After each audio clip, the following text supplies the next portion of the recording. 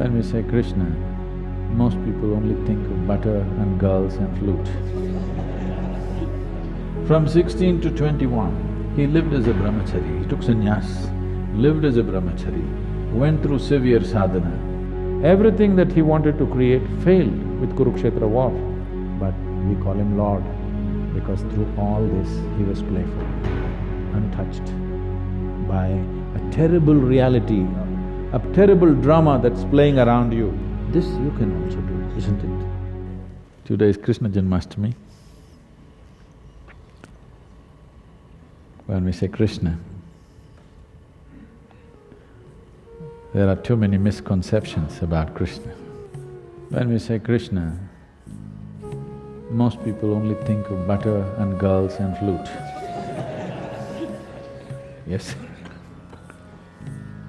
But we must understand that his butter business was all till he was 6 years of age or 8 years of age. So all this girl business only till he was 16 years of age. At the age of 16, when his guru Sandipani made him realize what is the purpose of his life, first of all he left Vrindavan, never again came back.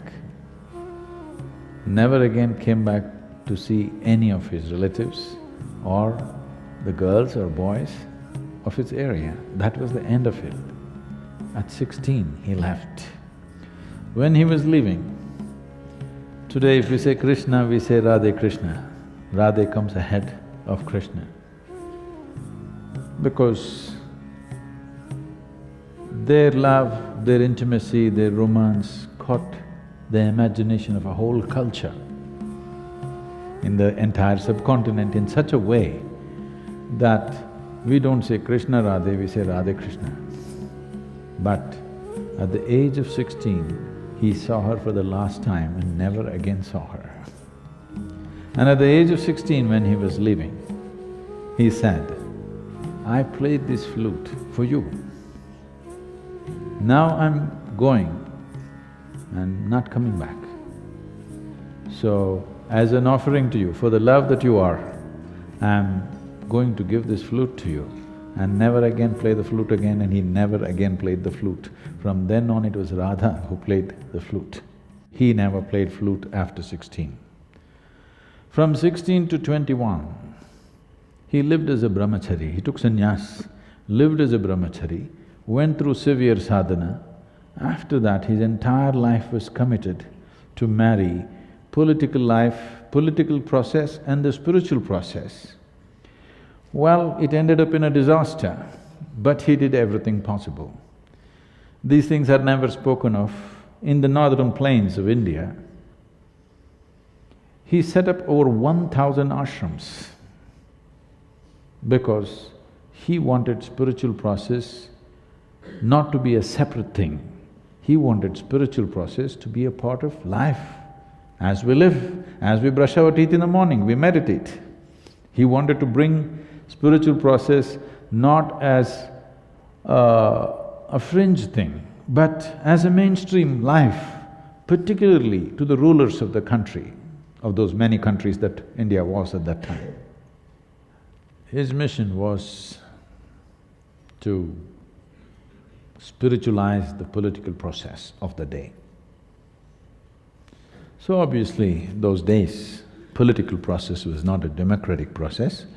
So he thought, the most important thing is, if the leadership gets it,